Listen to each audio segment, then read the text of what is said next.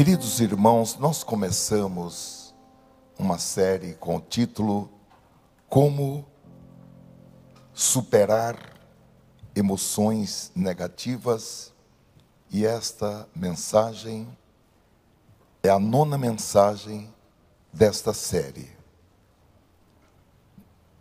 Eu coloquei como título Vencendo o Medo, parte 2. Porque no domingo passado foi isso, né? Nós vimos a primeira parte sobre vencer o medo. O texto base está no Antigo Testamento, no primeiro livro de Samuel. Primeiro livro de Samuel, capítulo 17. A partir do versículo 1, nós vamos ler a palavra do Senhor. Capítulo 17, versículo 1. A palavra do Senhor relata o seguinte: os filisteus reuniram as suas tropas para a guerra em Socó, que fica em Judá. Eles acamparam entre Socó e Azeca, em Éfes-Damim. Saul e os homens de Israel se reuniram e acamparam no vale de Elá, e ali ordenaram a batalha contra os filisteus. Os filisteus estavam no monte e os israelitas estavam no outro monte, ficando o vale no meio deles. Então do arraial dos filisteus saiu um guerreiro chamado Golias. Ele era da cidade de Gate e tinha quase 3 metros de altura. Trazia na cabeça um capacete de bronze e vestia uma couraça de escamas de bronze que pesava uns 60 quilos. Trazia caneleiras de bronze nas pernas e um dardo de bronze sobre os ombros. A haste da sua lança era como o eixo do tecelão, e a ponta da sua lança era de ferro e pesava mais de 7 quilos. E adiante dele ia o escudeiro. Golias parou e gritou para as tropas de Israel: para que vocês saíram para formar a linha de batalha? Não sou eu filisteu e vocês servos de Saul? Escolham entre vocês um homem que venha lutar comigo. Se ele puder lutar comigo e me matar, seremos servos de vocês. Mas se eu o vencer e o matar, vocês serão nossos servos e nos servirão. E o filisteu continuou: hoje eu desafio as tropas de Israel. Dê-me um homem para que lute comigo. Quando Saul e todo Israel ouviram estas palavras do filisteu, ficaram assustados e com muito medo. Eu coloquei essa frase final de outras traduções, como a ARC, Almeida Revista e Corrigida, que diz: espantaram-se e temeram muito. Na NTLH, nova tradução na linguagem de hoje, diz: ficaram apavorados. Na NVT, que é a nova versão transformadora, diz: ficaram aterrorizados e muito abalados. Na Bíblia Viva diz: tremeram de medo. E na tradução A Mensagem diz: ficaram aterrorizados e perderam a esperança. Nos 8 domingos, irmãos, em que nós abordamos esse tema, como superar as emoções negativas, emoções que roubam a nossa alegria, roubam a nossa paz, a nossa saúde, a nossa inteligência, o nosso entusiasmo, o nosso otimismo, rouba a nossa fé, rouba o nosso sucesso, as nossas oportunidades e a nossa esperança. E as emoções negativas, irmãos, fazem parte do cotidiano de todas as pessoas. O que vai fazer a diferença é a forma como cada um de nós administramos essas emoções. Pela grande misericórdia do Senhor, nessas 8 mensagens, e agora a 9ª, nós temos encontrado na palavra de Deus e na revelação do Espírito Santo os recursos eficazes e estratégias divinas, poderosas, reveladas para superar, e não apenas para superar, para vencer as emoções negativas da vida. Há uma frase, irmãos, atribuída ao reformador Martinho Lutero, que diz o seguinte: não podemos impedir que os pássaros voem sobre as nossas cabeças, mas podemos impedir que eles façam ninhos sobre elas. Assim também, não podemos nos livrar de sermos tentados, mas podemos lutar para não cairmos em tentações.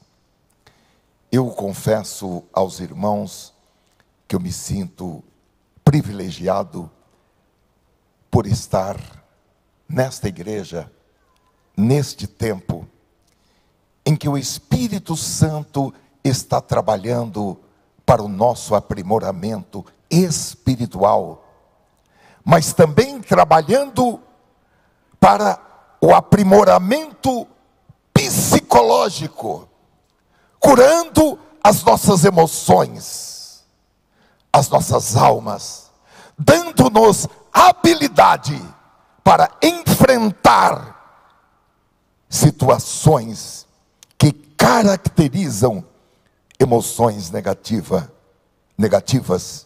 E também, meus amados irmãos, curando o nosso corpo físico, porque a obra do Senhor é completa para que nós sejamos mais do que vencedores.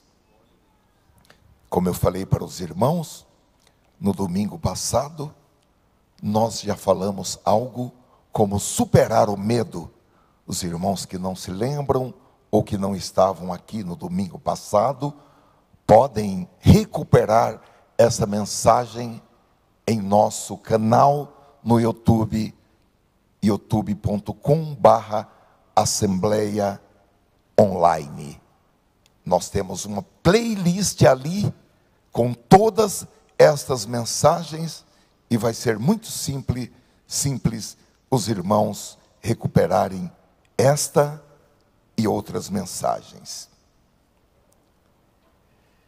A criança tem medo do escuro, tem medo de monstros, tem medo de pessoas que gritam, tem medo do desconhecido. Quando eu era criança, eu morria de medo, sabe de quê? De alguém que morria. Eu tinha medo de defunto. Quando morria alguém, eu pegava um colchãozinho, ia dormir lá no quarto do meu pai e da minha mãe. E eu pegava o colchãozinho, colocava do lado da minha mãe, porque sempre as mães são mais compreensivas, não são, irmãs? Vamos falar a verdade. E minha mãe precisava pôr a mão em cima de mim, até eu dormir, de tanto medo que eu tinha de defunto. Olha, irmãos, eu acho que eu só fui perder medo de defunto quando eu tinha por volta de 21 anos. Demorou. Eu ia num velório, mas não olhava o defunto. Eu ficava disfarçando por ali, mas não ia olhar. Eu cantava. Vamos ouvir uma palavra pelo irmão Flausilino. Eu falava, mas para ir lá, encarar o defunto, eu só perdi o medo do defunto quando eu fui trabalhar fora. E aí eu tinha que dormir sozinho. Aí não tinha jeito.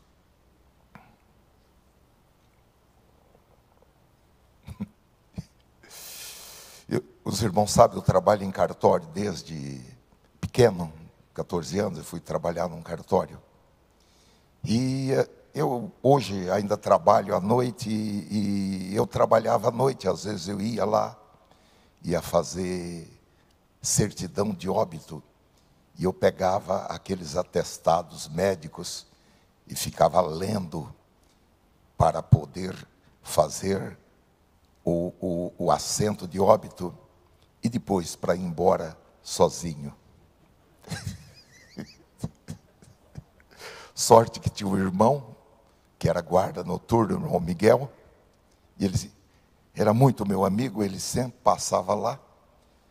Aí eu ia com o irmão Miguel até a minha casa. Vocês não dão risada, não. É porque aqui deve ter mais gente que tem medo de defunto. Eu não vou falar quem é, mas tem mais gente aqui que tem medo de defunto. Tem ou não tem? Medo de barata. Tem, irmã, medo de barata? Deve ter mais gente aqui que tem medo de barata. O medo, irmãos. Os adolescentes, meus amados irmãos, o período da adolescência é um período de muito medo.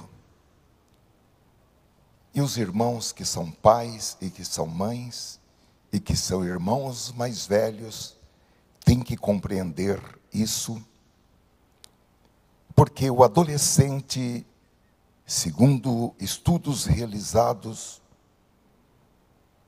tem medos que se referem consigo mesmo. Medo da sexualidade, da autoimagem, complexos de inferioridade, o medo de não ser aceito, o medo da rejeição, o medo de fracassar nos seus estudos, de não ter sucesso na escola, o medo de ficar doente. Enfim, irmãos, são coisas que precisam ser compreendidas. Os adultos também não estão livres do medo. Uma grande parte de pessoas padecem de medo do futuro, medo da morte, como nós falamos no domingo passado. O próprio Senhor Jesus, em Mateus capítulo 6 e versículo 31, ele fez uma referência aos medos dos adultos. E o Senhor Jesus colocou apenas 3 perguntas: o que comeremos? O que beberemos? E com que nos vestiremos? Agora, meus amados irmãos, existem medos que são medos reais, e existem medos que são medos criativos, inventados, coisas que não deveríamos ter medo delas, porque elas não existem.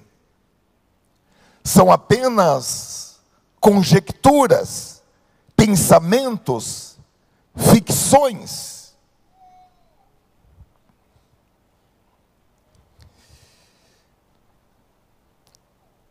Eu não sei, irmão, se os estudos estão corretos. E eu acredito que estão. E apontam que todas as pessoas têm medo. O medo faz parte do próprio instinto de preservação do ser humano.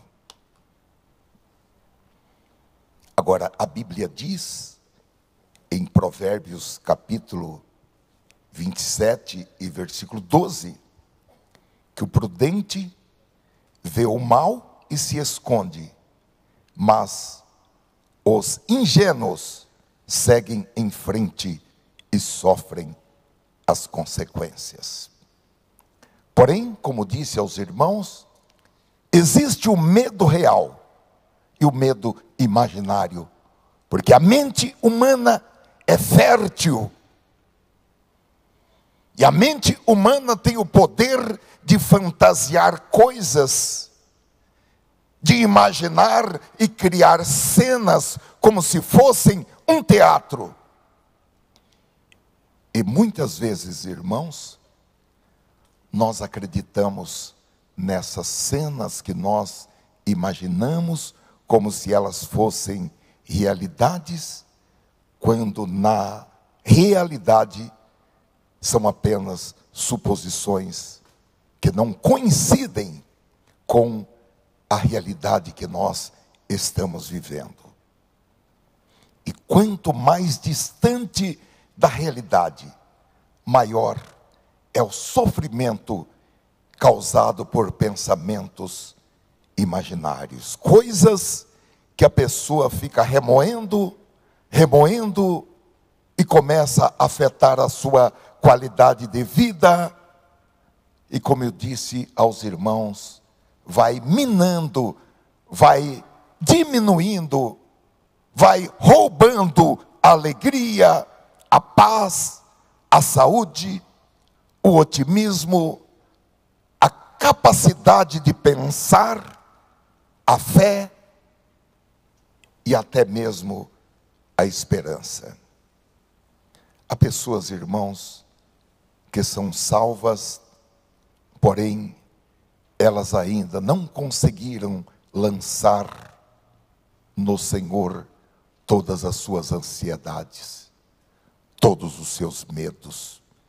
Elas ainda vivem com medo do que pode acontecer amanhã e não alcançam viver a vida abundante que Jesus Cristo prometeu a todos.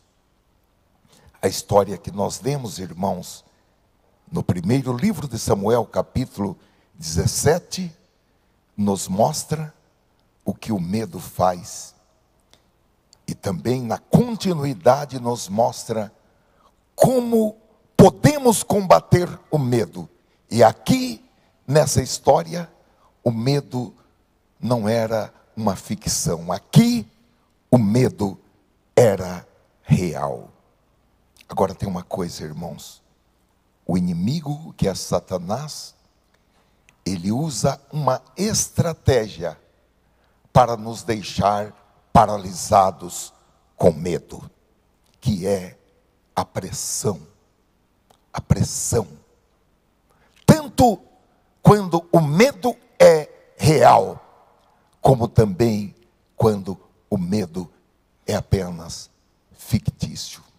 Em ambos os casos, o inimigo faz com que aquele copo d'água pareça uma inundação, pareça um dilúvio. No texto que nós lemos, no versículo 16, do mesmo capítulo 17, diz que toda manhã e toda tarde, durante 40 dias, Golias se posicionava e desafiava os israelitas. O inimigo, ele usa essa estratégia da pressão das palavras e dos pensamentos também, para criar ambientes nervosos, desequilibrados, para que nós fiquemos ansiosos, para que nós metamos os pés pelas mãos e saiamos da vontade de Deus. O objetivo do inimigo é que nós fiquemos desanimados, frustrados e percamos a vontade de seguir em frente. Agora, meus queridos irmãos, todos nós temos os nossos Golias. Todos nós temos aquelas coisas que dia após dia, e parece que é como foi lá com os israelitas, de manhã e de tarde. De manhã e de tarde, você acorda, você pensa naquilo. E quando você vai dormir, você também pensa naquilo. Que Deus tenha misericórdia e que nós aprendamos as estratégias para vencer os nossos medos. Medos do passado, medos do presente, medos do futuro, parecem fantasmas, irmãos. A gente não sabe de onde vem, porém nos deixam assombrados, nos deixam com medos, nos deixam impotentes e nós ficamos infelizes.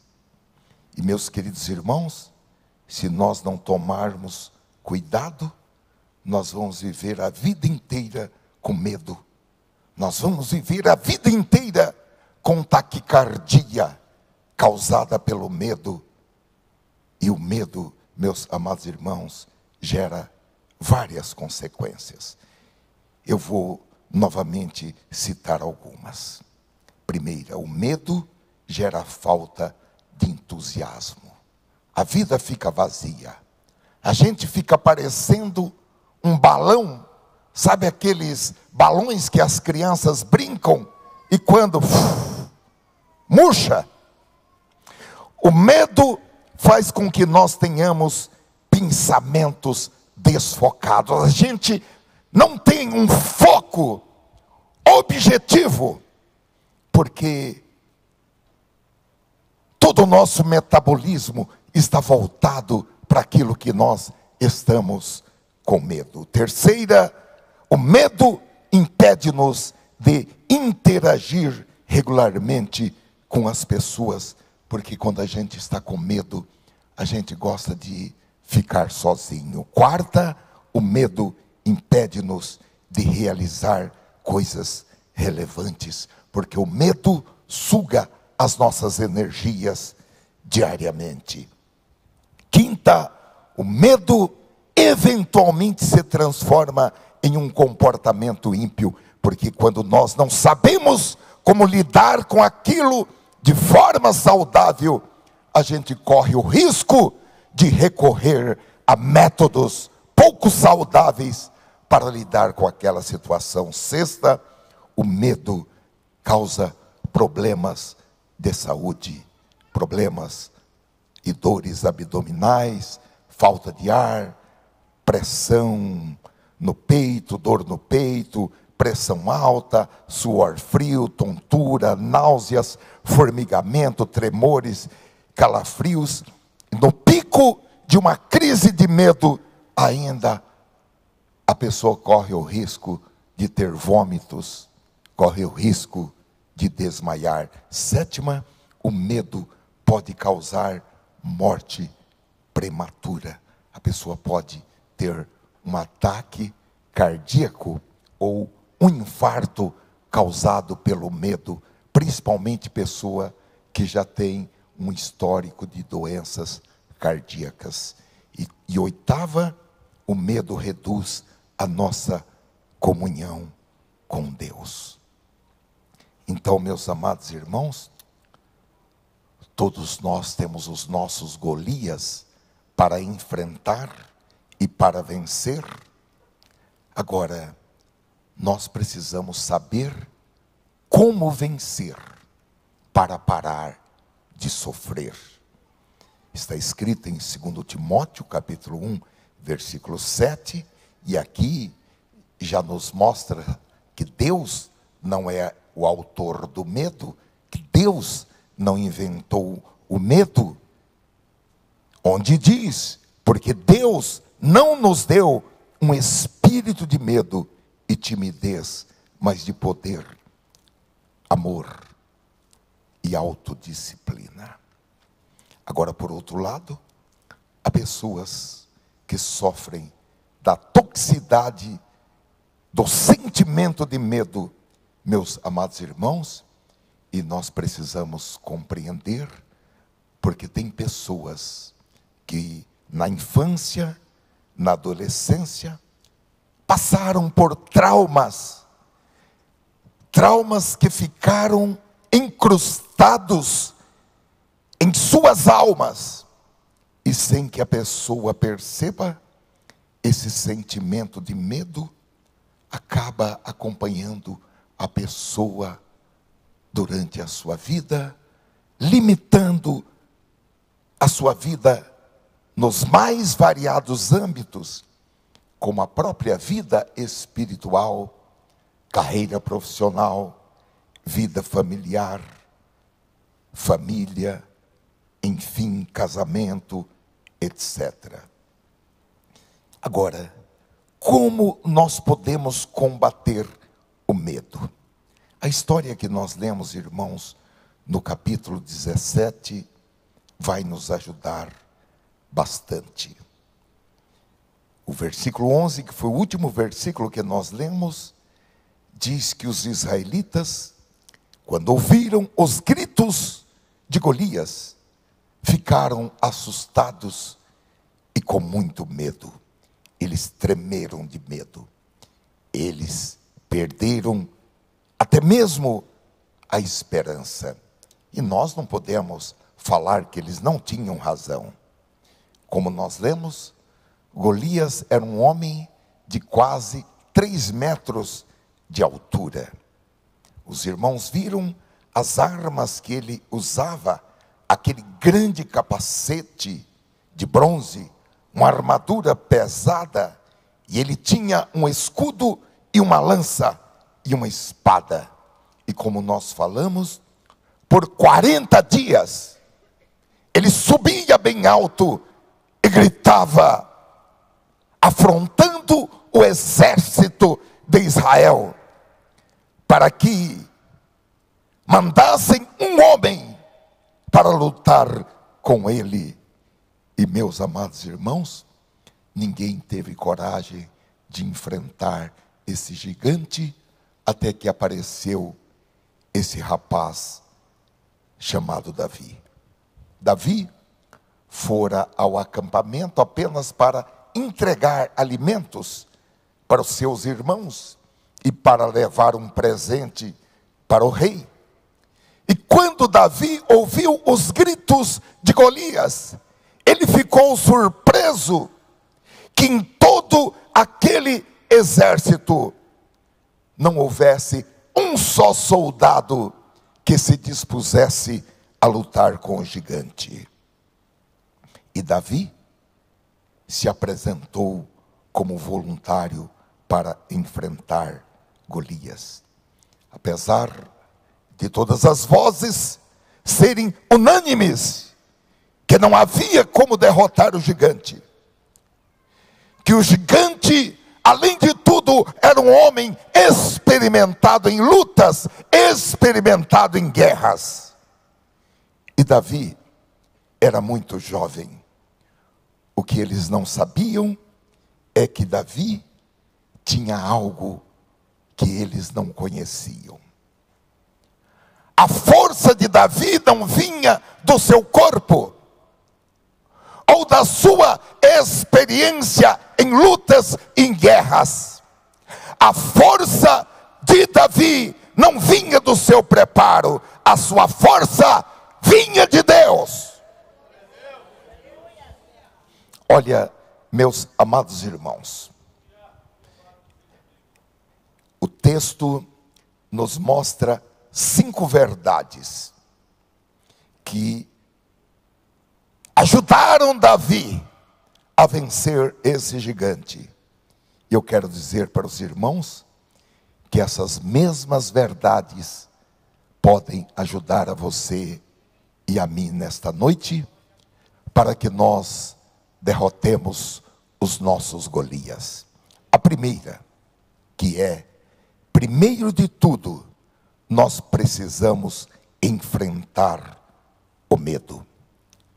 Ninguém estava disposto a ir lutar com o gigante. Nós precisamos, irmãos, ter a coragem necessária para responder aos desafios que nos são apresentados e partir para cima. Nós não podemos, diante dos desafios, ficar tremendo de medo, como a vara verde.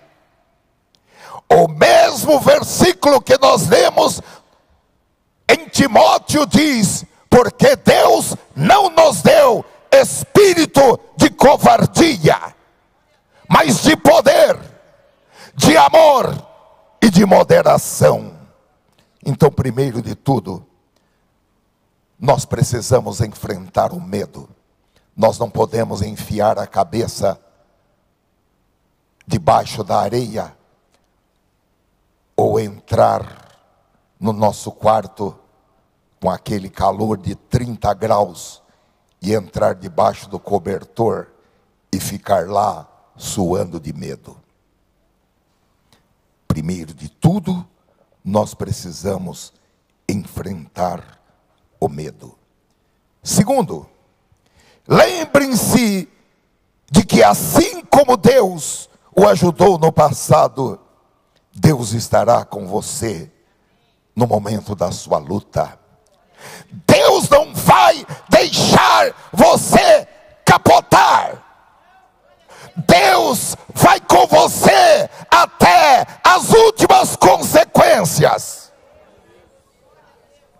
Quando todos disseram a Davi: não vá, Davi disse, versículo 35, eu já lutei com um urso e um leão para salvar as ovelhas do meu pai. E se ele se levantava contra mim, eu o agarrava pela barba e o golpeava até matá-lo. No versículo anterior, Davi diz: se ele pega uma das minhas ovelhas, eu vou atrás dele. E no versículo 37, Davi continuou: o Senhor me livrou das garras do leão e das garras do urso, ele me livrará das mãos desse filisteu. Então Saul disse a Davi: vá, e que o Senhor esteja com você. Davi não teve medo, porque ele sabia que o Senhor estaria com ele. Meus queridos irmãos, com o Senhor não há Golias que nós não possamos enfrentar. E o mesmo Deus que lhe ajudou no passado em alguma outra vitória, esse mesmo Deus vai lhe ajudar hoje. Ele vai conosco até o fim de todas as coisas. Em terceiro lugar, você não pode lutar contra o medo do mesmo jeito que o mundo faz. 1 Samuel capítulo 17, versículo 38 diz que Saul vestiu Davi com a sua própria armadura, pôs um capacete de bronze na cabeça dele e o vestiu com uma couraça. Davi cingiu a espada sobre a armadura e tentou andar, pois jamais a havia usado. Então Davi disse a Saul: não posso andar com isto, porque nunca ousei, e Davi tirou aquilo de sobre si. Então, irmãos, Davi foi a um riacho, encontrou 5 pedras lisas, e ele pegou aquelas pedras, colocou no seu alforje de pastor, e com uma funda na mão, ele partiu na direção do gigante. E quando Golias viu Davi, zombou da sua idade, zombou da sua aparência, porque ele era ruivo. O gigante zombou de Davi, porque Davi estava com seu cajado de pastor na mão. O gigante falou: acaso eu sou um cachorro, para você vir me enxotar com um pedaço de pau? E ele, em nome dos seus deuses, ameaçou Davi, amaldiçoou Davi, e disse: hoje eu vou dar a sua carne para as aves de rapina do céu comerem. Agora, meus amados irmãos, Davi não ficou impressionado com as palavras de Golias. Davi não ficou impressionado com as armas que Golias portava. As palavras de Davi, no capítulo 17 e versículo 45 foram: você vem contra mim com espada, com lança e com escudo, eu porém vou contra você em nome do Senhor dos exércitos, o Deus dos exércitos de Israel, a quem você afrontou. Você não pode ter medo daqueles que vêm contra você. Faça de Deus o seu defensor. Faça de Deus o seu advogado. Ah, mas ele tem um escritório de 200 advogados que é contra mim. Pode ter 1000 advogados, cairão ao seu lado.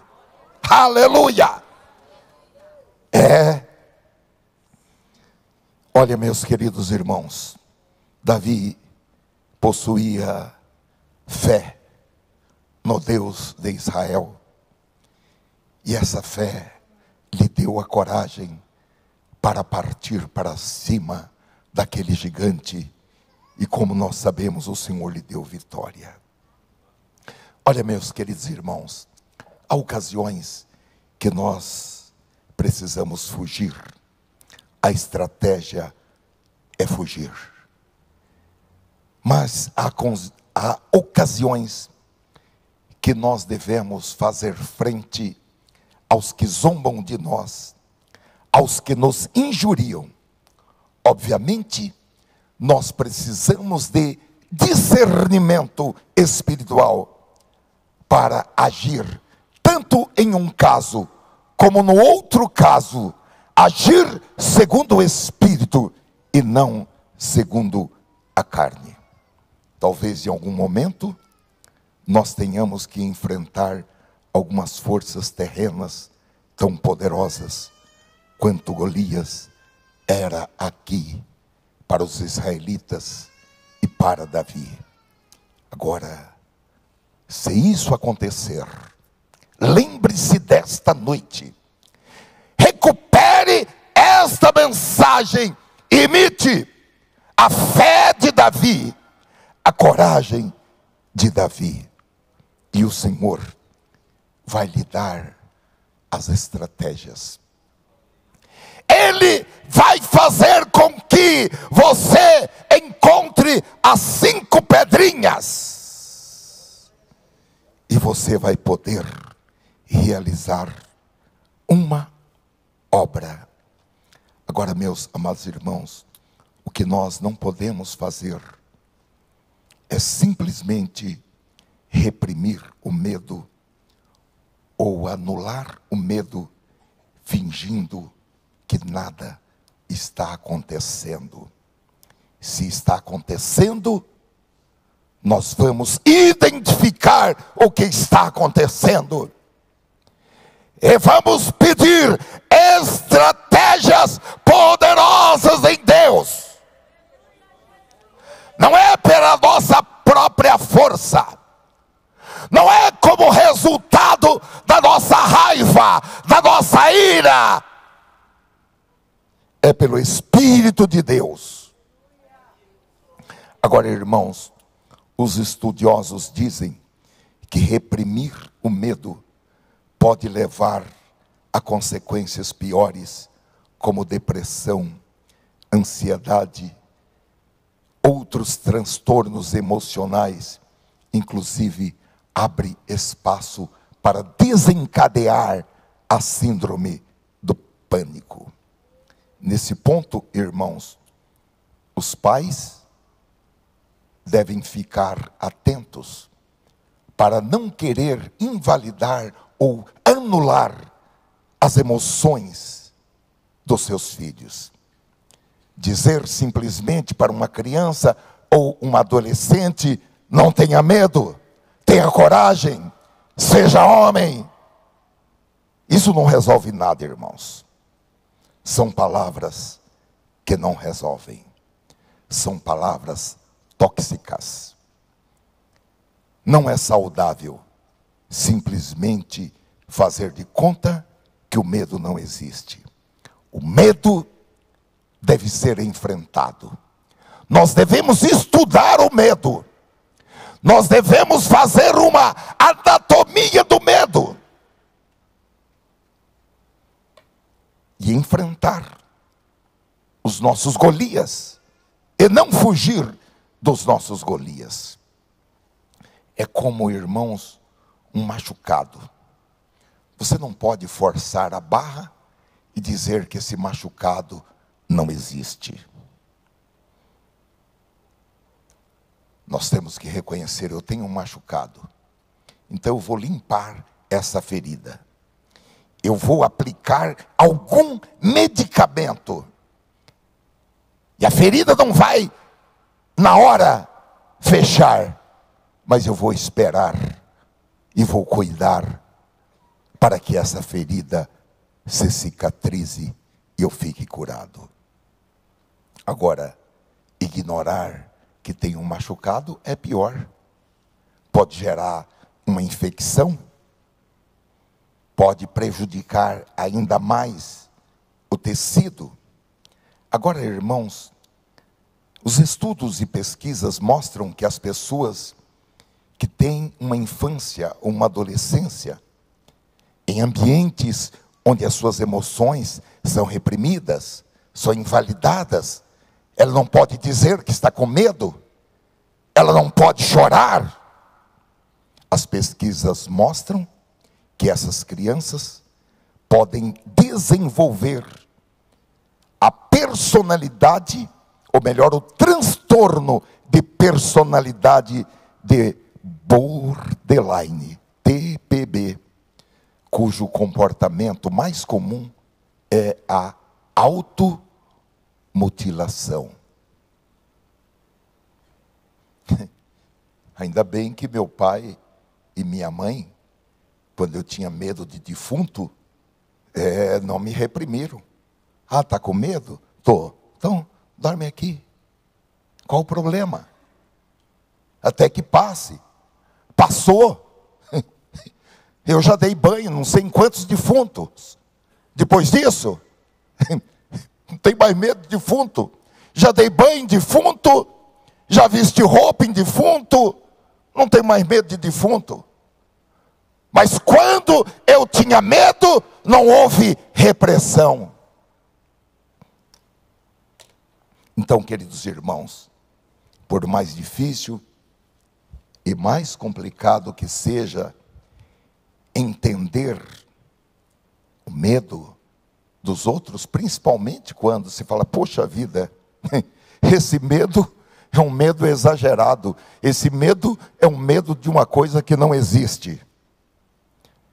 É algo que nós precisamos, como pai, como mãe, como professores, como irmãos mais velhos, como tios, tias, avós, nós precisamos praticar compreensão. Então, é importante que nesta noite você fique consciente que simplesmente reprimir a emoção de medo do seu filho não vai ajudar em nada. Obviamente, todos nós passamos por situações em que os nossos sentimentos são invalidados, em que os nossos sentimentos são reprimidos, e nem por isso todos precisam acabar desenvolvendo um transtorno, porque no fundo, vai depender também da estrutura espiritual de cada um, da estrutura também psicológica de cada um. Porém, irmãos, naquilo que depender de nós, a nossa parte é ser compreensivo, a nossa parte é ter paciência, a nossa parte é ajudar o nosso filho ou aquela pessoa a encontrar a raiz do medo e encontrar as estratégias para superar o medo. Uma outra coisa, nós não podemos também querer justificar os nossos medos. O que nós precisamos é superar os nossos medos e vencer os nossos medos em nome do Senhor Jesus. Agora, nós não podemos justificar os nossos medos e manter os nossos medos na ordem do dia. Agora, por outro lado, você também não pode se autopunir por estar com medo, que é a chamada automutilação. Na verdade, se uma pessoa corta a sua própria pele, seja para chamar a atenção da família, seja porque há uma dor no seu interior, e ela acha que vai aliviar aquela dor se ferindo, isso significa que algo não vai muito bem com a alma dessa pessoa, e ela precisa fazer uma reengenharia na sua forma de interpretar, de compreender os acontecimentos da sua vida. Ela precisa reajustar as suas emoções, os seus sentimentos. Ela precisa de cura para a sua alma. Eu quero dizer nesta noite, qualquer que tenha sido o motivo que tenha levado você a se cortar, ou a ter desejo de se cortar, você precisa cuidar disso. E você tem a liberdade aqui nesta igreja para falar comigo, para falar com o pastor Jeremias, que é o pastor de jovens, ou falar com outra pessoa da sua confiança aqui nesta igreja, enfim, seja uma pessoa da sua família ou uma pessoa da igreja. Como eu falei domingo passado para os irmãos, nós não estamos aqui para julgar ninguém. Nós não estamos aqui para condenar ninguém. Nós estamos aqui para compreender. Nós assumimos um compromisso aqui, que a ninguém nós vamos avaliar pelo ponto de vista humano. Nós vamos pegar todo tipo de avaliação humana e jogar no lixo.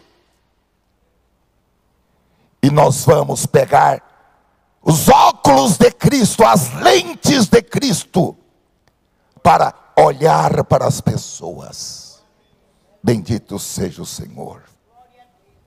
Estendendo as nossas mãos para fortalecer os fracos, para ajudar os que caíram, para que se levantem, para ajudar você a carregar a sua cruz, até que você alcance uma vitória completa, plena, integral, definitiva, que é a vitória que Deus tem para a sua vida.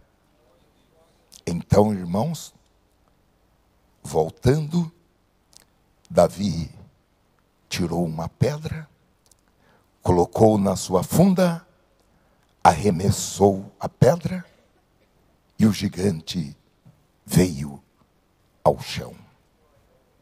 Então, esse é o nosso terceiro ponto. Você não pode lutar contra o medo do jeito que o mundo faz, do jeito que o mundo luta. Eu não estou dizendo que você não pode procurar um psicólogo, procurar um psiquiatra, procurar uma ajuda profissional. Porém, até para procurar esses profissionais, nós precisamos ser atentos, porque existem linhas e linhas. Uma certa vez, eu fui procurar uma médica, porque eu sou trêmulo, faz uns 30 anos por aí. E me falaram, olha, essa médica, ela é professora na faculdade e tal. E eu fui falar com essa médica, com medo de ser mal de Parkinson. Eu tenho um amigo que teve mal de Parkinson precocemente. E eu fui procurar essa médica. E ela fez perguntas e eu respondia. E ela fez pergunta e eu respondia. Mas o crente, a Bíblia diz que ele tem que ser prudente como a serpente. O crente é um bicho muito desconfiado. E eu passei o rabo de olho assim no computador dela. Essa médica estava fazendo um mapa astral. Eu não queria astrologia, eu queria ciência, eu queria medicina. E mesmo, meus amados irmãos, em áreas de psiquiatria, em áreas de psicologia, nós precisamos saber qual é a linha de tratamento e de pensamento daquele profissional, senão a gente pode entrar em uma fria. Então, você não pode lutar contra o medo do jeito que o mundo faz. Em quarto lugar, levante-se, dê um grito e siga em frente com a sua vida. 1 Samuel, capítulo 17, versículo 52, diz que depois que Davi triunfou sobre o gigante, eles avançaram para a frente com um grito e perseguiram os filisteus até Gate e até os portões de Ecrom. E os filisteus caíram feridos pelo caminho de Saaraim até Gate e até Ecrom. Você tem que ter o seu grito de guerra. Você não é qualquer um. Você tem que ter o seu grito de guerra. E você tem que ter o seu grito de vitória. Algumas vezes o meu grito de guerra foi Jesus. Grito de guerra. E ter o seu grito de vitória. Como os irmãos viram, durante 40 dias eles ficaram paralisados. Mas quando eles viram o livramento do Senhor, eles deram um grito e perseguiram os inimigos. E por fim, irmãos, com Deus você pode fazer o impossível. Antes da luta, a maioria das pessoas falaram: Davi não tem a menor chance. Porém, Davi antecipou. Lucas capítulo 1 e versículo 37. Porque para Deus nada é impossível. Eu quero terminar dizendo: quando você se dispuser a enfrentar o seu próprio Golias, do modo de Deus, você vai receber instrução divina, você vai receber revelações, estratégias e poder para vencer. Aleluia. Qual é o gigante que incomoda a sua vida?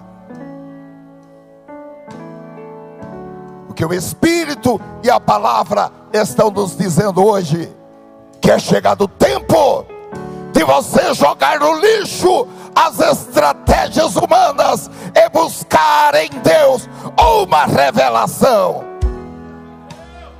Pergunte a Deus: onde estão as minhas 5 pedrinhas?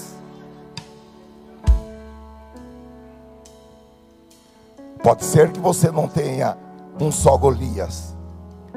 Tenha o Golias 1, o Golias 2, o Golias 3, o Golias 4. Eu tenho vários.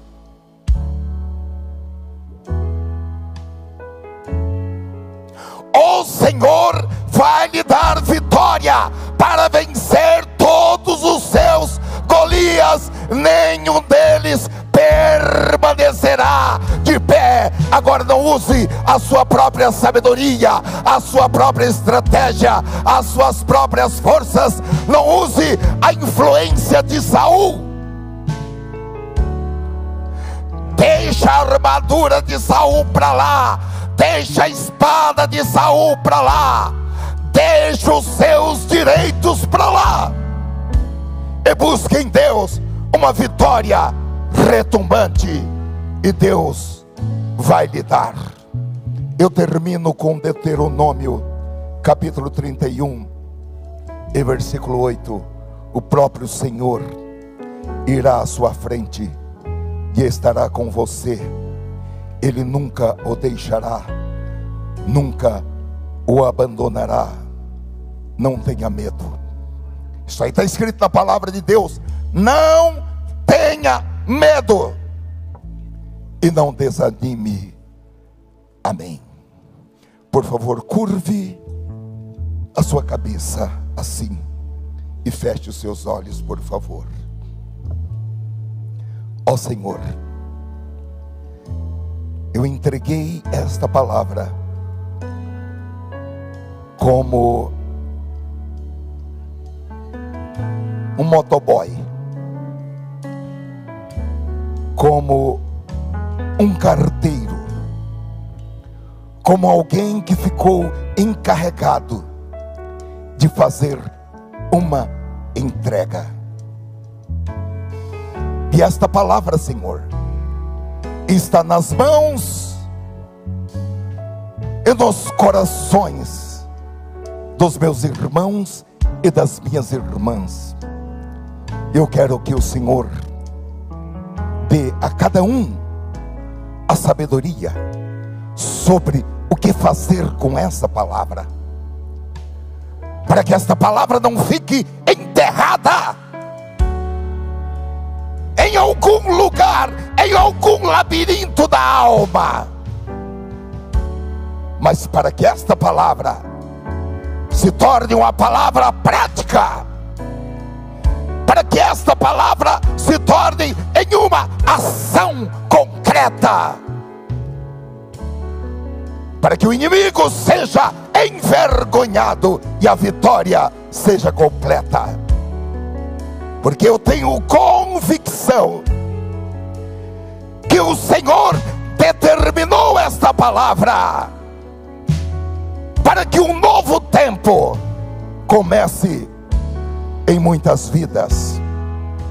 Prisões destruídas, algemas quebradas, liberdade, liberdade, liberdade, poder para vencer, em nome de Jesus, em nome do Senhor Jesus, em nome do Senhor Jesus.